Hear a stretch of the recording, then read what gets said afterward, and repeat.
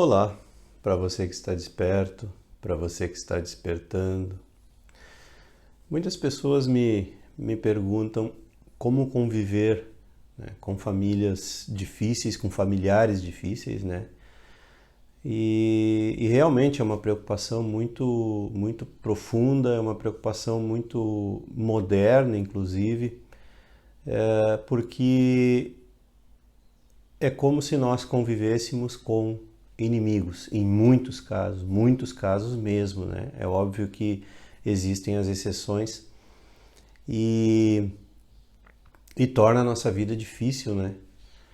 Mas é interessante que eu usar a expressão inimigos porque existe uma possibilidade, né? Muito reconhecida através do espiritismo, principalmente dos ensinamentos dos espíritos, sobre o karma, né?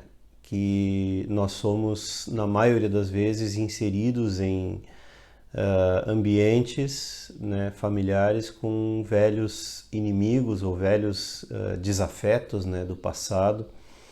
E até mesmo a questão do karma, né, muito mal compreendida. Só para esclarecer rapidinho, karma é ação e reação, quer dizer, ação e consequência, né? Toda ação tem uma consequência, ou toda inação também tem uma consequência. E karma é isso, karma é consequência, nada mais, né? A palavra, na verdade, karma significa ação, né? E então é colheita, simples assim. Não é determinismo, não é vingança, não é castigo divino, não é nada disso. É apenas colheita.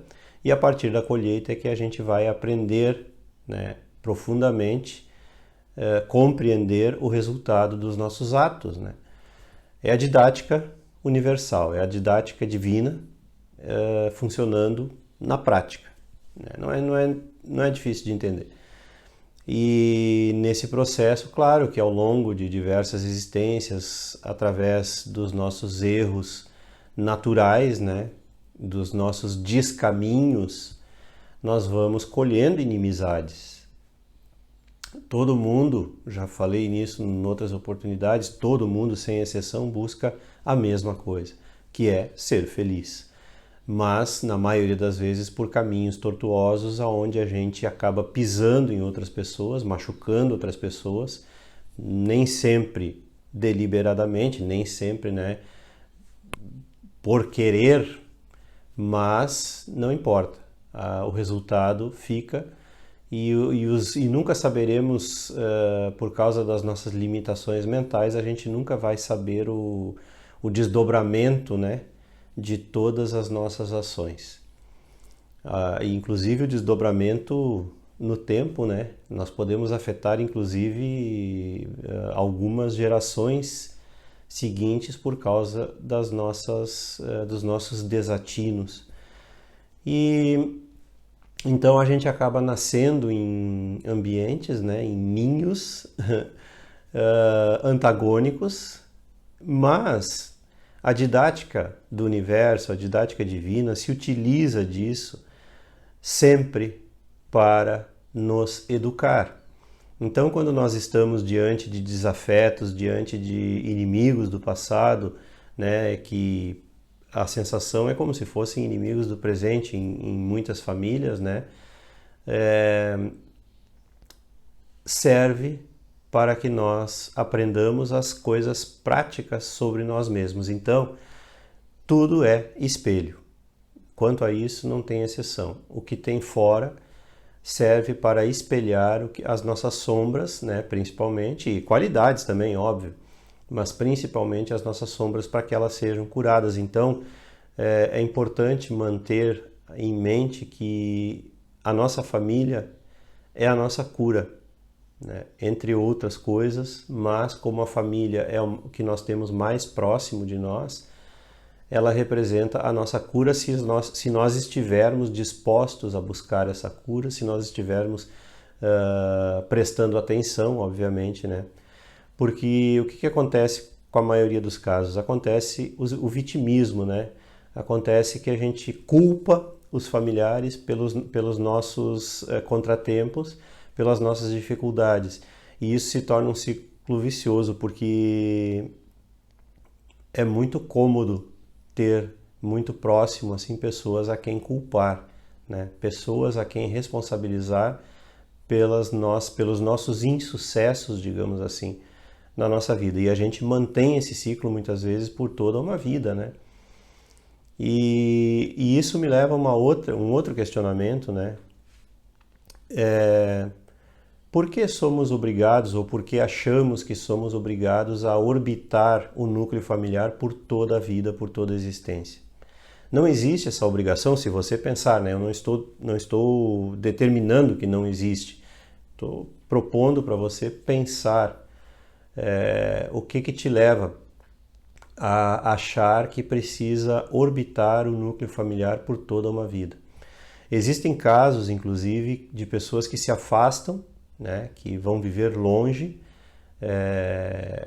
fisicamente distantes, mas que permanecem ligados psicologicamente, né, ao núcleo familiar para o resto da vida, ainda culpando, ainda através da mente, lógico, né? É uma ligação psicológica. Então, por todos os seus desatinos, ainda mesmo estando longe, distantes, né? Fisicamente, mesmo estando distantes fisicamente. Então, na verdade, tudo tem que ser resolvido dentro de si.